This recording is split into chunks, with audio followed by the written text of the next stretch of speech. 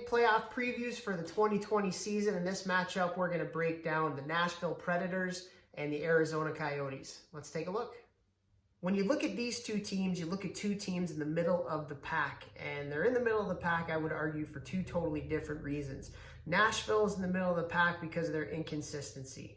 Their special teams are extremely inconsistent, and their top players, most of their top players have been inconsistent this year as well. Arizona, on the other hand, a very hardworking blue-collar type team under coach Rick Tocchet.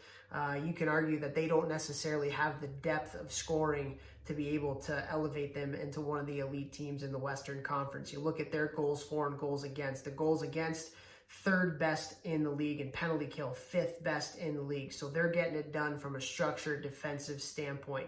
But then you look at their power play and their goals for numbers, 23rd in the league for goals for, and their power play just at 18, so right in the middle of the pack. You look over to Nashville, they have had players in their lineup that have put up significant numbers in the past that just haven't gotten the job done this year. So you look at their goals for and goals against, right in the middle of the league, but then you look at their special teams, 24th and 29 in the league. That's not something that's going to get the job done. So you look at the numbers, two very, very average teams, but for different reasons. Now let's take a look at some of their players. For my money, Roman Josi might be the top defenseman in the NHL right now. You look at him, he led this team in scoring, had 65 points, which was second in the NHL for defenseman scoring. Also, you look at his time on ice, just under 26 minutes a game. He plays in all different situations. He can play against other teams' top lines. So ridiculously smart out there. So Roman Josi, he's a guy, he put this team on his back and has carried them throughout the season. Then you look at Arizona, goaltender Darcy Kemper, who did have a pretty big injury this year and missed a significant amount of time. But you look at his save percentage at .928, that's very, very, very good. And that goaltending tandem, which we'll talk about a little bit later, between Darcy Kemper and Antti Raanta, they're a huge part of the reason why Arizona is standing where they are today from a positive standpoint. Now let's take a look at some of the other players for each of these two teams. When you look at the stats for the Nashville Predators, you look at Roman Josi, and statistically leading the team in scoring by a pretty wide margin, even though they have some pretty talented forwards on the team. You also look at a guy like Ryan Ellis, right-handed shot defenseman, who put up near a point a game as a defenseman, and he's somebody that has played really, really well as well. They're going to need a lot more from guys like Filip Forsberg, Matt Duchene, guys like Kyle Turris, guys like Craig Smith, Mikael Granlund, Victor Arvidsson.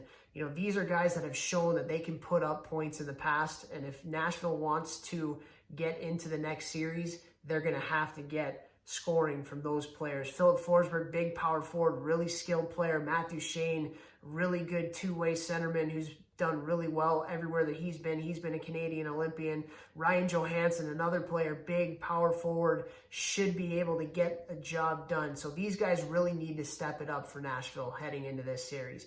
You look at Arizona, and for me, it starts and ends with Taylor Hall. He's someone that hasn't had playoff success in the past, has rarely been to the playoffs. That's something that's been talked about quite a bit. And if Arizona's going to do everything, he's going to have to take this team on his shoulders, because I don't think they necessarily have the depth from a scoring standpoint with this team.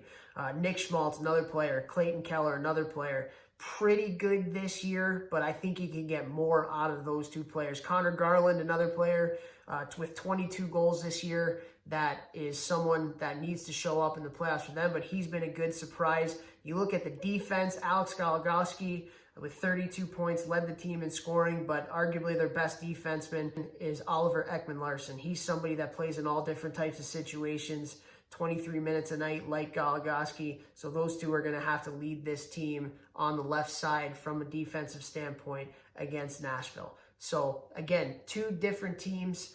Arizona doesn't quite have the depth. Nashville has the talent and they have the depth. They just have to have those guys going. Now let's take a look at the goaltending matchup for these two teams. So who is going to play in net for these two teams? Looking at Nashville, Pekka Rinne has been just a stalwart for Nashville for so long. But you look at the number and he has been severely outplayed this year by UC Saros, who's kind of taken on that number one role for Nashville. So what's John Hynes going to do? Is he going to go with the guy, the veteran who's been there, he's been through playoff heartbreak and been through playoff success with this Nashville team? Or is he going to go with the younger player who's proved himself this year? And you look at both of their stats, again, very, very different. You go over to Arizona, and now you have a goaltending controversy, but it's different because both players have played extremely, extremely well this year. Darcy, Kemper, and Antti Raanta over 920 save percentage. Again, they both, with their goals against average, led Arizona to third best in the league. Both have dealt with a little bit of injury issues, so it'll be interesting to see, coming off this break, healthy, which player that Rick Tocchet is going to go with.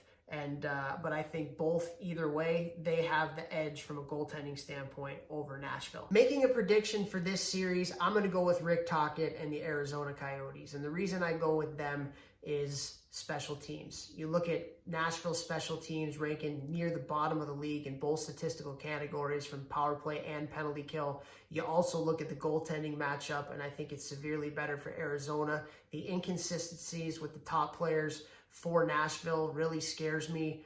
They did do better as the coaching change happened, and Nashville was a better team as they headed into the break here. But I'm going to go with the more lunch pail type team, Rick Tocchet and the Arizona Coyotes.